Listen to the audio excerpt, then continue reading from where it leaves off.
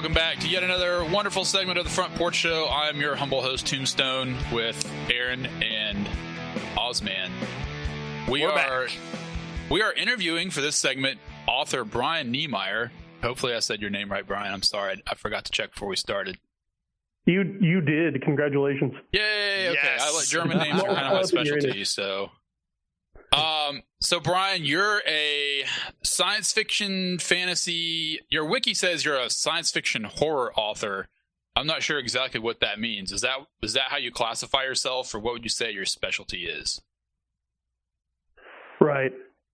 Well, I'm adjacent to the pulp revolution or pulp revival movement, hashtag pulp rev, and we came to the conclusion that genre fiction as a whole has largely reached a dead end in the West. And it really took a wrong turn around the 1930s with the end of the pulp era, because before that, science fiction, which encompassed what we would call science fiction, fantasy, and horror, they didn't distinguish with hard and fast lines between the genres, was just huge. Shows like the Shadow radio show and the time novels like the John Carter series by Edgar Rice Burroughs and Robert E. Howard's Conan were huge. Right. So you're a bit of a literature historian as well. So the audience may not know, some of them probably will know, but there is I would say that fiction is a absolutely hotbed of conflict in the culture war that we're in. Oh, absolutely. Absolutely. So where would you say your role in that is? Like, where are you headed? What are you trying to achieve? Besides making awesome books. Well, I'm trying to create awesome books, first and foremost, to entertain audiences, because if you look at the material that's coming out of Legacy Pub, out of old New York publishing, they are not trying to entertain most people. You know, they're just virtue signaling to each other in a small coastal bubble click. Right. So I'm trying to entertain in the tradition of the old pulps, which did skew genre lines, but in so doing, that strikes a blow in the culture war, because propagandizing through taking hold of mass media is how the death cult has managed to get a stranglehold over culture. Right. And when you say the death cult, you're talking about the progressive machine. Yeah. The vampire castle, the powers that be, whatever name you want to call it. Yeah. The cathedral. Which is a terrible term, but it seems to be one most people are familiar with. Tell us about the stuff that you've written, and if you can, tell us one thing that you've really enjoyed that you've written that you would want the audience to check out. Sure. Well, my first book was Ethereal, and it's Space Pirates Go to Hell. So imagine Event Horizon meets Dante's Inferno. Okay. And I'm down. You've got me now. All right. I'm interested. Yeah. So we've got space pirates on essentially magically powered spaceships flown by space wizards. We've got them rebelling against this ubiquitous, all-powerful guild that controls just all trade in known space. And so to get around it, they try to strike out into areas that aren't controlled by the guild, end up in actual hell. Okay. And yeah, these are not squeaky clean white hats, so they end up having to do battle with and occasionally deal with the denizens there in order to survive and get home. Tell me the title one more time.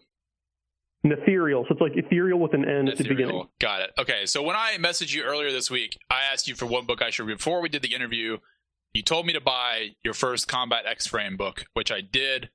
I did not get through it because time has been short, but I have enjoyed it. And I'm looking forward to getting into it more. Can you tell us a little bit about that one as well?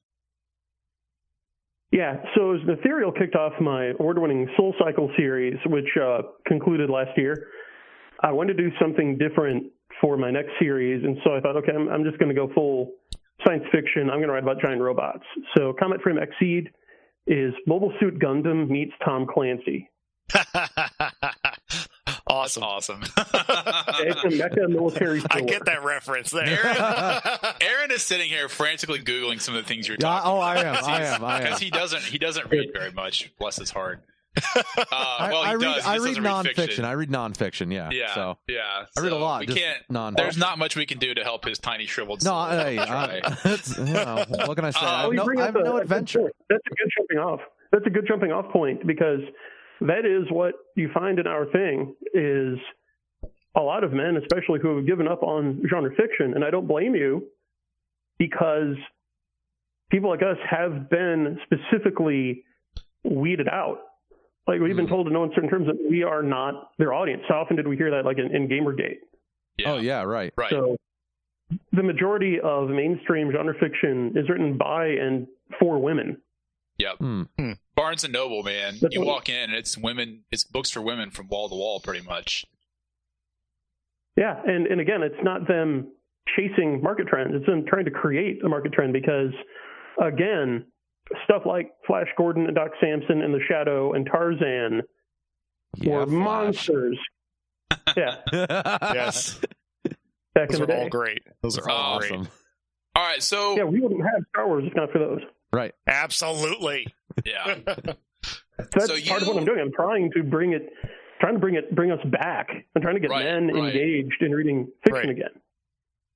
So, talking about where men sort of fit into the culture right now, you wrote an extremely depressing yet very good short story called A Gen Y Tale. Kairos, A Gen Y Tale. No, I'm sorry. I was reading the header on the page. Kairos is the name of your blog. A Gen Y Tale is the name of the story. Okay. So it's called A Gen Y Tale, and I'll summarize it without trying to give it away, but it basically, you follow the short and sad life of a young man who grows up in the 90s, goes to college, gets a degree, gets a job that he doesn't like, gets married, gets divorced, and he ends up being sort of supernaturally subsumed back into his old life, which no longer exists. So what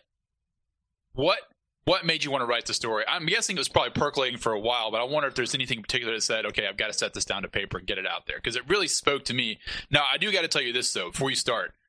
Aaron and Ben and I are atypical Gen Y, what you would call Gen Y, because we all grew up in intact homes. We went to Christian school, and we're all married and have kids. But I know a lot of people just like Scott in your story. So I empathize very strongly, and I see it. You see it every day. So what put you in the mind to work on this story? Well, first of all, that's what I hear again and again from readers of the story. They say, "Oh my gosh, you described at least 3 of my friends I had in high school or grade school or college. Were you spying on us that whole time?" Like, yeah. Where you described me until a couple years ago, and I got my act together, right? Or I'm still struggling through this. And honestly, I'm going to dispel some of the illusion here. Being a writer is just like any other trade, like being a carpenter or a plumber. So I have tools and I have materials, and I put them together in the right order for an effect. So honestly, the genesis of a Gen Y Tale was, I got up one day like, I got to do a blog post, because I operate under the principle you've got to give them something every day. So 5 days a week, I do a blog post, rain or shine. I admire that immensely, by the way, because I know writing is not easy. I'm sure it's a little easier once you're in the habit, but I'm one of those people. I'm sure you met a million that is pretty good at writing, but to actually sit down and do it is a huge pain that took us. So props to you. Thank you. Yeah, as Aristotle said, you're defined by what you do. Yeah. So what is a pianist? A pianist is someone who sits down and plays the piano with facility. Yep. So yeah, that if you're a writer, you're right. That makes you a writer. So I had nothing. I had no inspiration. I had no ideas. There was really nothing in the news I wanted to talk about. So I just said, I'm going to sit down. I'm going to make myself do this. So it was just a sheer force of will effort. And the reason I chose my subject matter is I've written a few pieces on the real generational divide before and pointed out how, like, the silent generation, Generation Jones, and Generation Y get passed over in the war between like the boomers and Gen X and the Zoomers. If we can pause just a moment, tell me about Generation Jones. That's not one I'm familiar with. Oh, sure. No problem. Generation Jones is the generation right after the boomers. So they're the younger siblings of the boomers largely. So people born like around 1958 to 68. So right between Gen X and the boomers. Okay, I got you. And I didn't come up with this. I mean, the demographers mentioned this cohort exists, and they're called Generation Jones because they're defined by their jonesing for what the boomers have.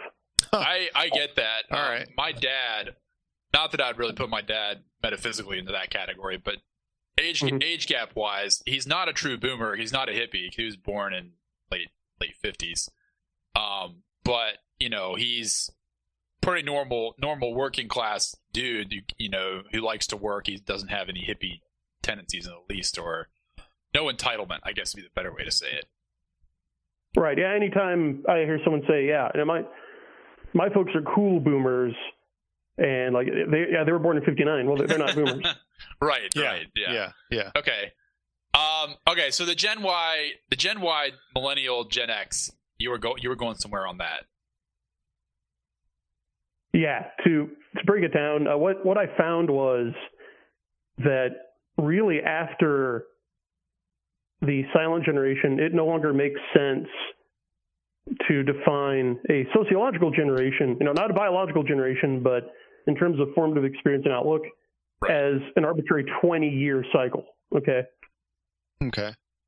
With the speed of social, well, I would honestly call it degeneration, but the speed of social change with mass media, television, et cetera, 10 years makes more sense.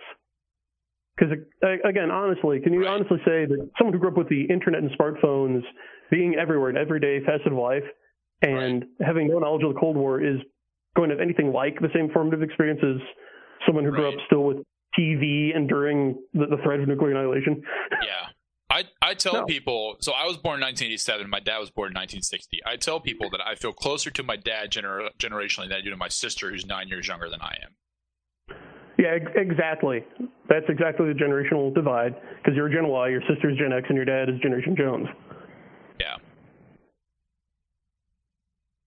It's an interesting distinction between how short that time frame has become just because of technology, and I can definitely see that. Growing up, we were at the breaking edge of, hey, here's the early internet, and not having computers, not having TV just everywhere. You have everything you need in the palm of your hand, and then you see kids who they have everything. Like 7-year-olds are walking around with iPhones. It's a huge gap between that, and I've never really looked at it in the sense of those generations are actually getting smaller as far as age wise, the gaps between them. But with technology advancing so quickly, it makes sense that's a driving force in that. Yeah, and I want to clarify something really quick. Did you say your sister was 9 years younger or older than you? She's 9 years younger than I am. Okay, she's a millennial. My fault. Yeah.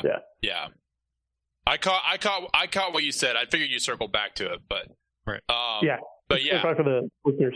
So relative to your story, you captured this moment in time where we grew up outside with some electronics, and then as we got older, we spent more time in the video games, especially like the role-playing video games like WoW and Diablo. And I didn't play board games. I played computer games, mostly not like role-playing games, other stuff, but Age of Empires. And then you kind of, when you're in, Age of Empires, exactly. And then when you hit your college age, or right after college, you kind of hit that point where you've actually got a job, you actually got money, you can indulge yourself, you don't have a lot of responsibility. And then apparently a lot of Gen Y guys are getting married and then their marriages are failing, or they're not having kids, and they're experiencing this malaise.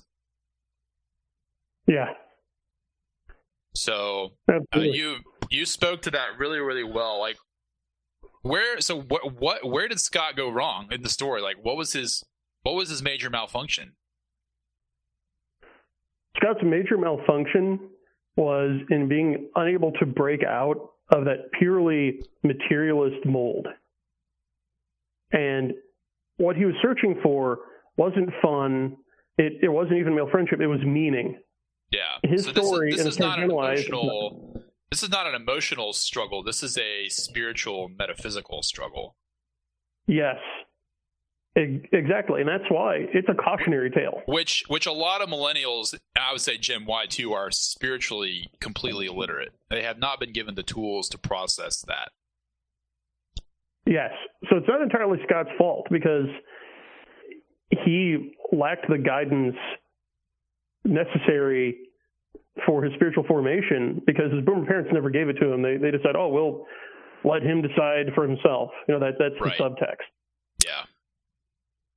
So then it's more or less like a complete kind of coming full circle where you have kind of the hippie generation and everybody giving the kids everything, but yet not demanding things from them that they should. Yeah, because you can't, as a man, especially as a man, I don't speak to the women, but as a man, if everything is given to you and you never struggle to become accepted in the world in a meaningful physical and emotional way, then you cannot mature. You cannot break out of your fence, your mold. Can't do it. Right. It's benign neglect. Yes, that's a great phrase. Yes. Yeah, that's a very good way of describing it. So, whereas Xers suffered more malicious neglect. The boomers what do you mean by that? Trip. What do you see that because I don't have a lot of Gen X friends. When you say malicious neglect, like what kind of stuff are you talking about? Yeah. Okay. Well, from my perspective, I have always had more older friends, right? Because I related to them more easily than my own cohort. And what my Gen X readers also told me is that the way their boomer parents treated them was in sometimes not so subtle ways, reminding them, oh, well, having you is the reason I can't have fun anymore. You're limiting my personal development. You're limiting my career. And just I think that mode of thought still exists. It's completely pernicious. I hate it. And I think that's why we get a lot of you still have the younger generation, like even if you're being a bad parent, they're still watching you, and that's what that's what they're learning from. Like my kids are watching me every day, and more or less they pick up always on things that I never want them to pick up on. It's always the bad thing. And it's always the bad things that I see in myself. But in your true spiritual state absolutely bleeds over to your kids. Like, yes. You might even hide it from your wife. You can't hide it from your kids. Right. Really. Not for long. Right. And then it just mirrors, and it's a wonder that it's coming back. It's all coming to roost now, and you have this whole generation that's just completely failing because they have not been set up to be able to. Yeah. Not completely their fault, but they've been set up in ways of not knowing how to live as a person should. So, Brian, since you used the phrase death cult, I'll send you a link when we're done we did an interview with Robia Scott, who played the bad guy in the Unplanned movie. I don't know if you saw it. But you should go see it if you haven't seen it. But we talk about... Yeah, not yet. Oh, you should definitely watch it. It's quite good. It's unforgettable. Very difficult to watch, but it's... The book is very, very good, too. Okay. But anyways, we talk about that whole aspect, but I guess what I'm driving at is, and what you've talked about in your Twitter and so on, is like the world, the United States in particular, in the world is becoming more of an overtly spiritually hostile place. And again, you have so many young men, and I'm thinking here actually more of the millennials and Gen Z, especially the extremely online kids that are LARPing as different things. Ben knows what I'm talking about. They don't have the tools. They don't have the tools to survive in a world that is spiritually trying to devour them. Right. And that's hard to watch. I'm really glad that you're doing your work and writing your books and stuff, because that's a great outreach. Thanks. Yeah, I've had boomers tell me, "Oh, there's no Gen Y. Gen Y is just what millennials who are ashamed of the latter half of their cohort call themselves." To be fair, we are ashamed. Well, but we're not ashamed of Gen Y, because I define Gen Y as people born 79 to 89.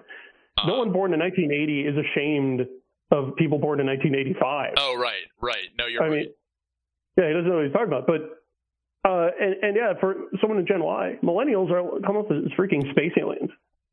I mean, that's how it feels. Yeah. We're not the same at all. Space aliens. Such a great thought. Yeah. I mean, I really feel like my sister and I are inhabiting two different universes, and not to throw shade on my poor sister or on my poor parents, but she also grew up with a much different level of privilege. Privilege may not be the right word. Privilege may be a terrible word, but she grew up with more stuff, more money, and more stuff. And she didn't suffer. Yeah. She did not suffer like I did back in the mid to late 90s. When she was you had to walk uphill both ways, right? I had to walk uphill both ways to watch Arthur at 4:00 on PBS. So actually, we weren't allowed to watch Arthur. That's a whole different conversation. Well, the difficult experience is. Yeah, I like to say that Gen Y were raised on the Truman Show. Okay. Which I still haven't seen. Wait, what? No, I haven't seen it. Oh man, I did watch. You know the concept, right? What's that? You know the premise, right? Yes, I'm familiar with the premise. I actually, because I was reading Moldbug, and Moldbug references it in the first chapter of Open Letter to an Open-Minded Progressive. So I went and watched the last 5 minutes of it, so I know what happens at the end where he breaks. Yeah, that's all. And that happened. That last 5 minutes happened to everyone in our cohort. Yeah. Where suddenly we realized, hey, wait, this perpetual golden afternoon of colorful plastic toys and flickering video images and snack food is a lie. It was an artificial construct, and the real world outside is like Logan's Run. It's just bugged by reality is the phrase they use to describe millennials. Probably Gen Y as well, but yeah, Gen Y more so, because millennials actually tend to embrace it. Yeah, that's right. The key difference is Gen Y is defined by loss and nostalgia, and the millennials tend to embrace the idea that anything that happened before them is problematic and needs to be destroyed. Yeah, that's actually true. I would actually say that's true. Millennials tend to be totalitarian in their outlook and their ideological moral outlook, which is terrifying. So what do you see as being the solution to help people break out of this mindset or worldview that they have that's this false world that's propped up? Yeah, great question. And luckily, I do have some field results on attempts to do this. And I will say that, sadly, we haven't really figured out how to crack the millennial problem yet. But as far as Gen Y, there does seem to be a solid remnant of us that can break out of the shell. Okay, so the number one problem to solving this spiritual disease is every member of Gen Y is in this nostalgia cocoon that he has made. And it's made of these retro games. It's made of attachment to big genre brands that are now zombie skin suits seeking to devour him. You're speaking of Star Wars. Yeah, and I'm now courting a concept my fellow author Raul Nyanza came up with called Brand Zero, where he just said, I'm not going to talk about this stuff anymore. I actually meant to ask you about that, because this is a pretty radical take on defeating lousy culture. Yeah, and this is how we do it. I mean, it's not going to be easy. It's going to be like cauterizing a wound at first, but yeah, you got to suck the air out of this stuff, because even when you get people who say, oh yeah, I hate the new Star Wars, I hate the new Avengers movie, but that's why I've got to do this series of hour-long YouTube videos dissecting it in minute detail so people know how bad it is. Right. People know how bad it is. Yeah. Yeah, they don't care about the quality. They go for the nostalgia, and then they walk out dead-eyed, forgetting having seen anything. Right. It was so incomprehensible. Yeah. Yeah, so you've got to break that. Interesting. And are you looking at doing the same thing in fiction as well, like not drawing attention to really crappy genre fiction and just like going for your own thing full board, abandoning traditional publishing and getting rid of the sparkling vampires? Yeah. Oh, and they make it so easy that it's almost impossible not to do it, because I mean, in my nook here, in my sector, Old Pub is dead. It's a dead man walking. It's just not broke yet. Like you mentioned, you go into Barnes & Noble, and it's more of a toy store and stationery store than a bookstore. Yeah, they're on their last legs. Oh, have you looked in the kids section of Barnes & Noble recently? Yeah. Oh my goodness. It's bad. It's really bad. Ben, you're making faces over there. We don't have any of those anywhere near us. Oh, they've all closed up. So I haven't been to one probably in 5 years. People are ahead of the game over there, shutting down Barnes and Nobles. What's a bookstore? Yeah, right. Aaron lives in Northeast Nebraska. They don't know how to. I live in the middle of nowhere. We have Amazon. Yeah, well, exactly, and that's one area where big tech works in our favor, at least in terms of books, because Old Pub is not in the storytelling business; they're in the lumber business. They survive on their paper monopoly cartel, and Amazon, or Barnes and Noble, is the last vestige of that distribution monopoly. And when their paper distribution goes, when the last Barnes & Noble goes, they're done. Yeah. And they know it. And Amazon is not helping them. Amazon is actually hindering them. It's trying to kill them off. Yeah. Right. Yeah. Right. Because Amazon will still print anything you want for I don't know what it is, like a 50 or 60% cut, right? 40. 40. Okay. That's pretty. I mean, that's pretty steep. It's not any worse than TradPub, though, is it? It's far better. Oh, Amazon's terms are far better than TradPub. Okay. So on an ebook, with the boilerplate, non-negotiable TradPub contract, the author gets like 15% of cover price net. That's what you net. Wow. On a book, it can be like 8 to 15%. Okay. So it's far better, because I get 70% on an ebook. Gotcha. Nice. Well, Brian, Brian, I really appreciate you coming on. I'm really excited for what you're getting done and what your fellow travelers like John Delaroz and those guys are getting done. I know you're friends with Larry Correa on Facebook. I don't know if you ever talk with him, but Larry is actually my introduction to this whole sphere of making awesome new fiction that's not bound by traditional pipelines and so on. I've been a fan of Larry since I think 2008, 2007, something like that. Sure. Same here. So that's cool. And I mean, Larry's been wildly successful, and I hope that you are as well. I guess you're already writing full time, right?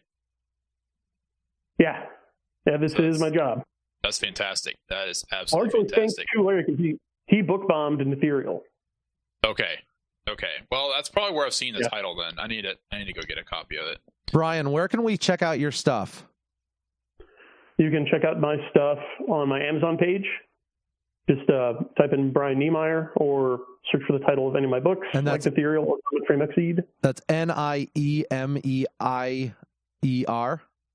Right. Okay, perfect. As you mentioned, my blog is Kairos, and it's brianniemeier.com. Perfect. And I blog there 5 days a week.